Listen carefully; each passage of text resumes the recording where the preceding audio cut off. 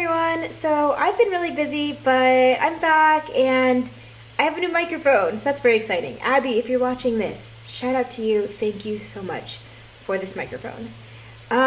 So I really had a topic that I was going in and I wanted to speak about, but honestly, there's something else that's just been sitting really, really, really heavy with me, and I thought that I would just kind of share that instead. So I guess what I've sort of come to realize is that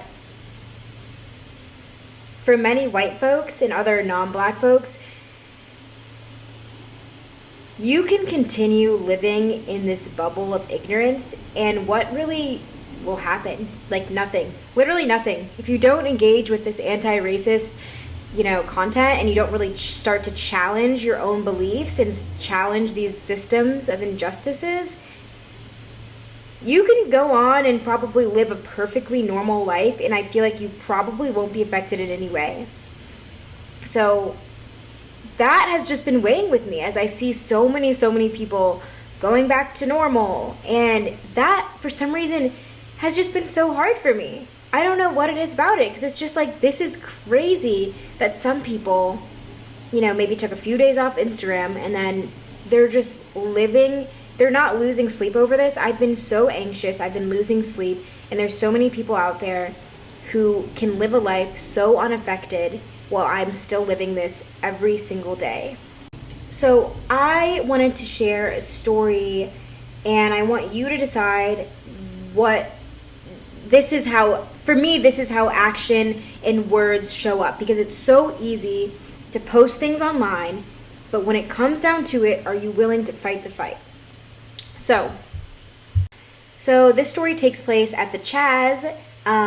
When we went, it was still called Chaz, Capitol Hill Autonomous Zone, and then it was later changed to CHOP, Capitol Hill Organized Protest. I went down to the CHOP with two of my white friends and another girl who was not black. I don't really know her that well, and I don't know how she identifies, so I'd have to ask her. My friend had met her online, and she needed a ride, so we gave her a ride. I'm not going to go too much into detail some of the words that she said, but just to set the scene, this girl decided that it was a good idea to light up some sparklers and start taking a whole photo shoot in front of the memorial wall that they had set up down at the CHOP. Which I found to be like a punch in the stomach. I was like, this is super disrespectful. So I ended up walking away from the situation because I was like, this isn't not going anywhere.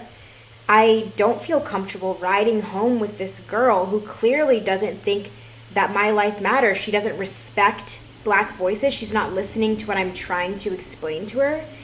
And she was saying some really, really hurtful and mean and racist things, and being very blunt about it. And it was very clear that she thought that I was attacking her by calling her out for doing something that I thought was really inappropriate, and I believe is very inappropriate. I think we should all think that this is very appropriate. Inappropriate. Anyway, I ended up walking off, and in this moment, we could have seen my friends act in one of two ways. One, they could have stayed with her. And it does happen many times. White people will try and mediate the situation, and they will be like, well, I don't think that this person meant it in this way. Maybe there's another reason why they said this.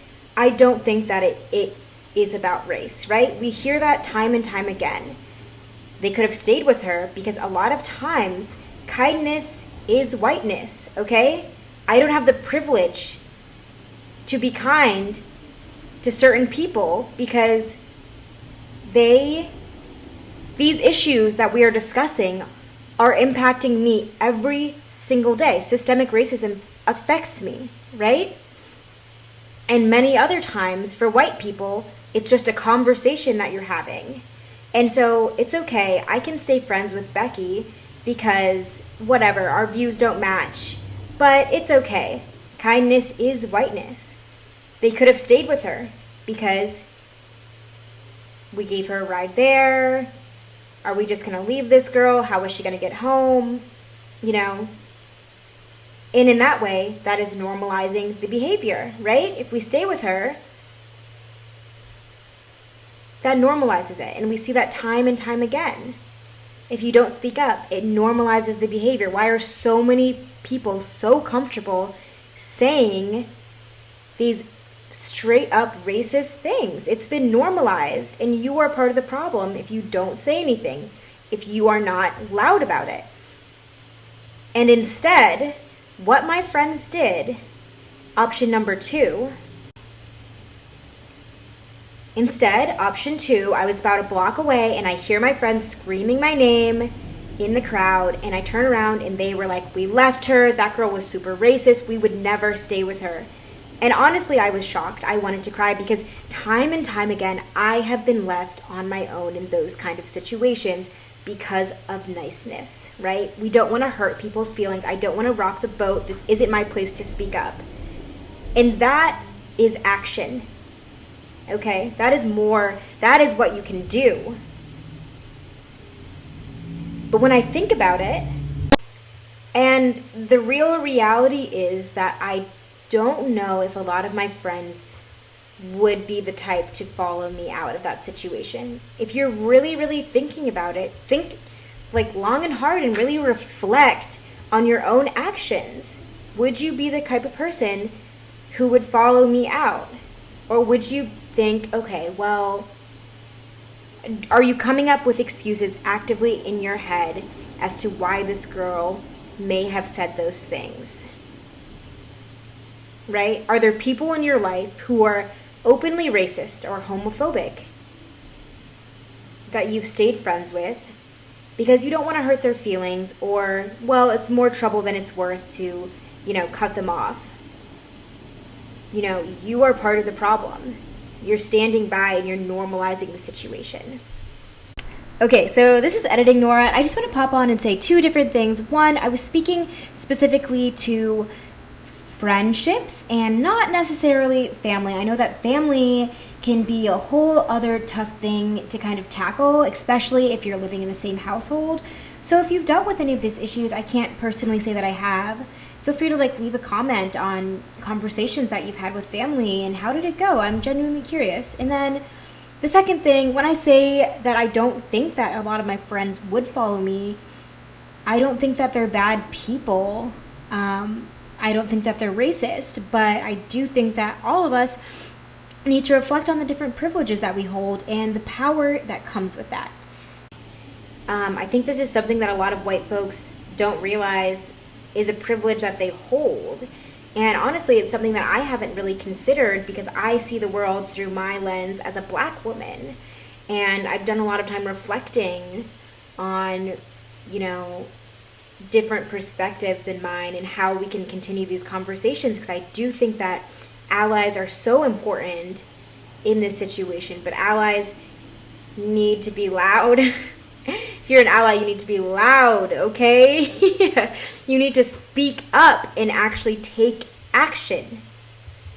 So for our reflection today, because I always like to kind of add a little discussion piece, because I really love hearing from all of you, and thank you so much for everyone who has engaged with this. For our reflection today, I'm just kind of curious, how has your life changed?